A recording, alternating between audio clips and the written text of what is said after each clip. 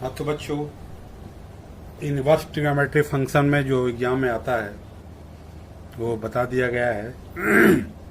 सवाल भी मैं हल करके डाला था। उसके बाद आपका कॉन्टिन्यूटी है, उसके बाद डिफरेंशियबिलिटी और differentiation.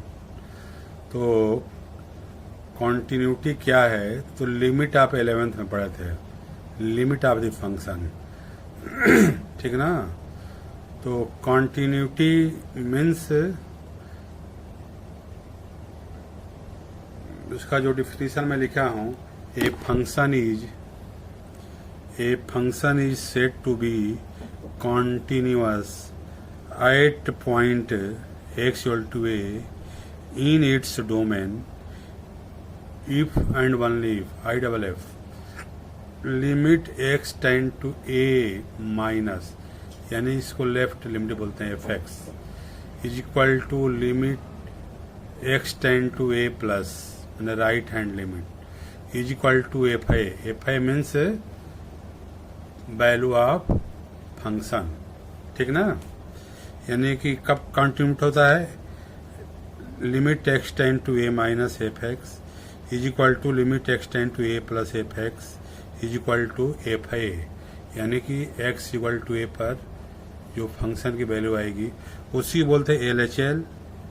L H L means limit x tend to a minus, R H L limit x tend to a plus value of function मैंने x इक्वल टू a। ठीक ना। अब जैसे मान लीजिए कि आपको दे L H L is equal to value of function, तो लेफ्ट हैंड लिमिट एग्जिस्ट कर रही है। R H L is equal to value of function, तो राइट हैंड लिमिट एग्जिस्ट कर रही है, और तीनों इक्वल है तो लिमिट आपका एग्जिस्ट कर रही है और कॉन्टिन्यूअस ये फंक्शन होगा। ठीक ना। तो लेफ्ट कॉन्टिन्यूटी क्या हो जाएगा, L H L is equal to value of function. Right continuity क्या हो जाएगा, R H L is equal to value of function, और तीनों इक्वल हो गया तो कॉन्टिन्यूअस, यानी कि अनब्रोकन, मैंने कहीं भी ब्रोकन पॉइंट नहीं मिलेगा। जैसे मान लो कि आप ग्राफिकली देखना चाहोगे तो आप देख सकते हो। जैसे मान लीजिए कि किसी का आपने ग्राफ ड्रा किया, ठीक ना, जैसे ये आया है, फिर यहाँ से ग्राफ होगा। ठीक ना। ये जो जिस पर जैसे यही ए पर है, ठीक ना, एक इधर एग्जिस्ट करेगा तो लेफ्ट कॉन्टिन्यूअस हो जाएगा। अब देखिए यहाँ ब्रोकन पॉइंट मिल रहा है, यानी कि इसके राइट में क्या है आपका, राइट कॉन्टिन्यूअस क्या है, नहीं है। आप पूरा अनब्रोकन ग्राफ मिलेगा। जैसे मान लो ऐसे मिल गया आपको, कहीं भी ब्रेक नहीं मिल रहा है, तो पूरा उसमें क्या है, कॉन्टिन्यूअस है। ठीक ना।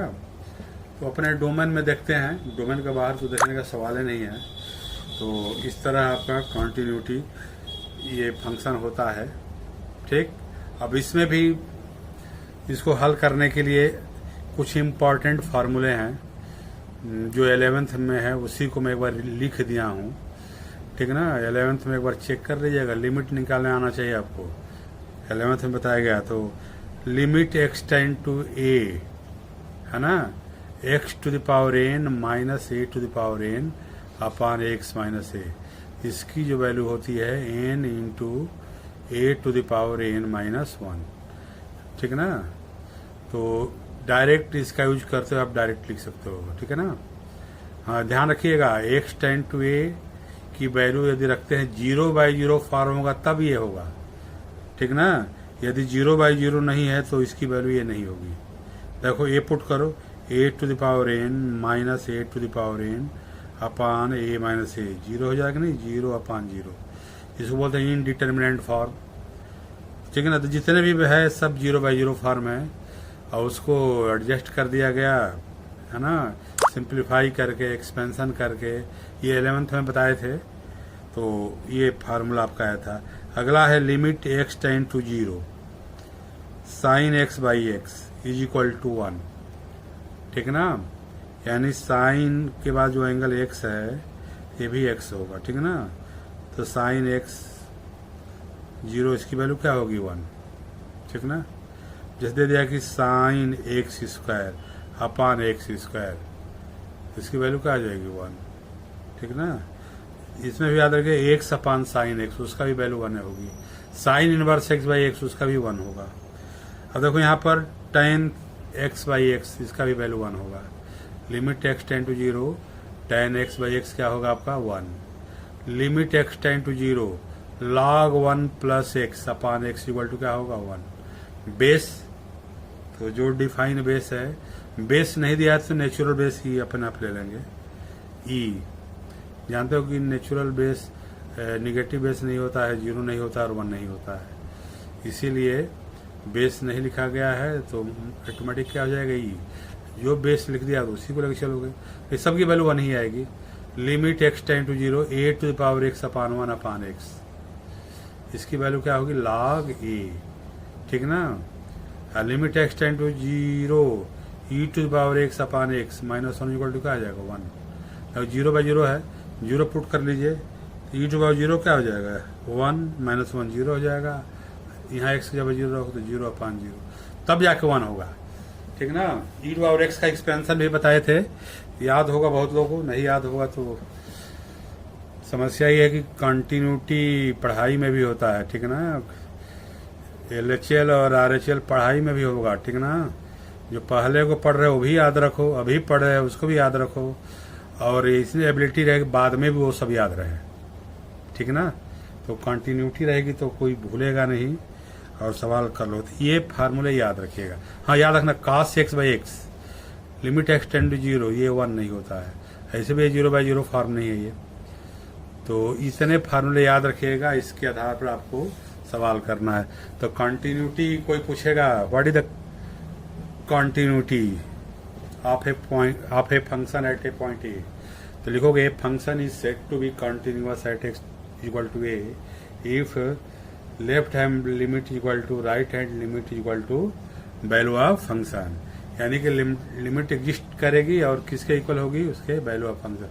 इसमें से कोई भी इक्वल नहीं होगा तो डिसकंटिन्यूअस, ठीक ना।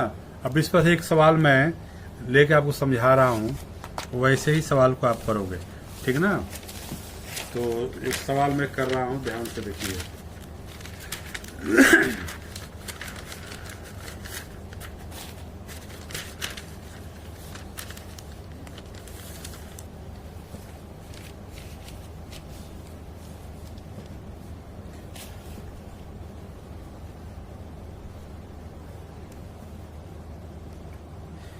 अब दिया देगा चेक, चाहे टेस्ट द कंटिन्यूटी, क्वेश्चन देगा चेक चाहे test the continuity of function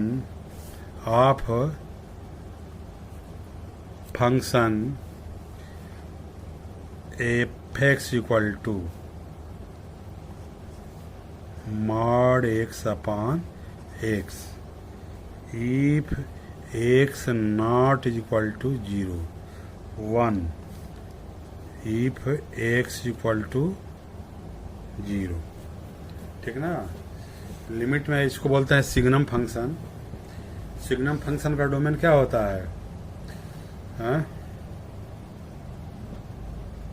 all real number, और रेंज क्या हो जाएगा -1 0 और 1, 11th में बताया गया था।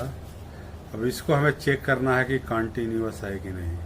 तो x not equal to 0 means x का LHL भी यही फंक्शन होगा, RHL भी यही फंक्शन, और x इक्वल टू 0 मतलब वैल्यू फंक्शन है कितना है 1।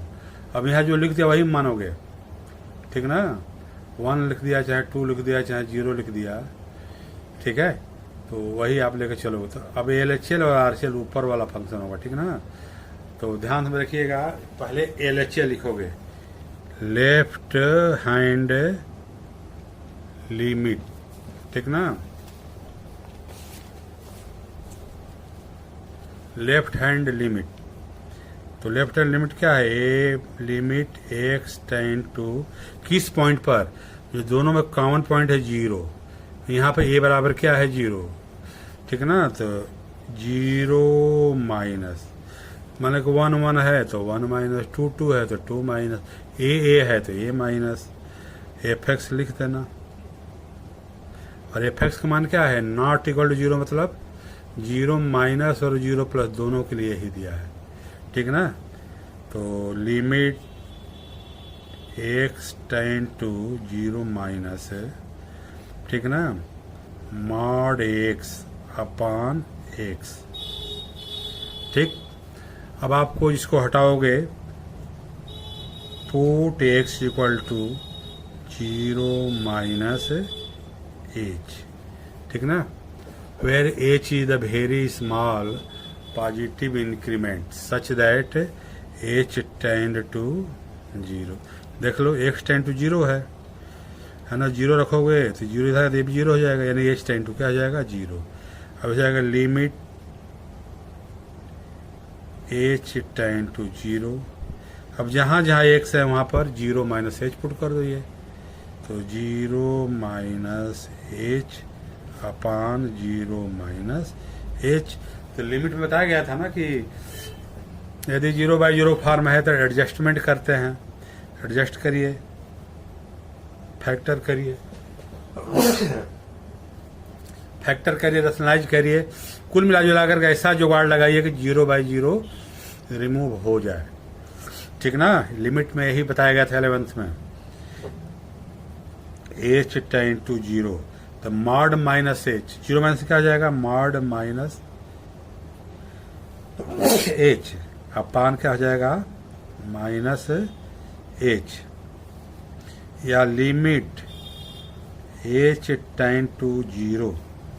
अब आप जानते हो कि डायरेक्ट 0 करो तो 0 रखोगे तो माइनस 0 माने 0 ही होगा, अपान 0 ही होगा, अनडिफाइन हो रहा है, इसलिए तब तक करोगे जब तक कि 0/0 रिमूव ना हो जाए। तो मॉड है माइनस है तो क्या हो जाएगा प्लस एच, अपान क्या हो जाएगा माइनस एच, एच कट जाएगा आपका, तो हो जाएगा लिमिट एच टेंड टू 0 क्या होगा -1, ठीक है, ये क्या होगा आपका -1।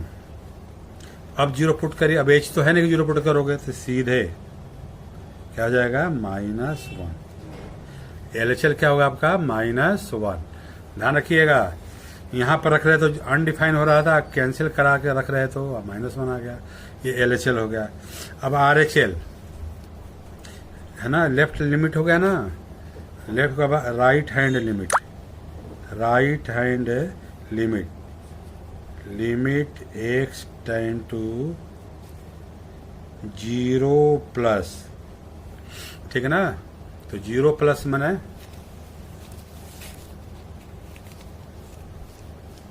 राइट हैंड लिमिट, तो लेफ्ट हैंड लिमिट की वैल्यू -1 आ गई, राइट हैंड लिमिट उसी फंक्शन में चेक करोगे, limit x tend to 0 plus, right मतलब 0 प्लस, लेफ्ट माने 0 माइनस एफ एक्स। अब देखो एफ एक्स की वैल्यू क्या है, मॉड एक्स अपान एक्स, क्या है मॉड एक्स अपान एक्स, तो put x equal to 0 plus h, h tend to 0 where h is a very small positive increment such that h tend to 0, ठीक ना। तो mod 0 plus h upon 0 plus h, तो 0 plus H होगा और mod H क्या हो जाएगा H, mod मतलब एब्सोल्यूट वैल्यू 1 हो जाएगी, तो एच हो गया और अपान एच, एच कैंसिल, डायरेक्ट रखोगे तो 0/0 इनडिटरमिनेट फॉर्म, लिमिट ये कहता है कि इनडिटरमिनेट है तो कैंसिल कर दो, तो कैंसिल मैंने कर दिया 1 हो गया, तो लिमिट एच टेंड टू 0 1।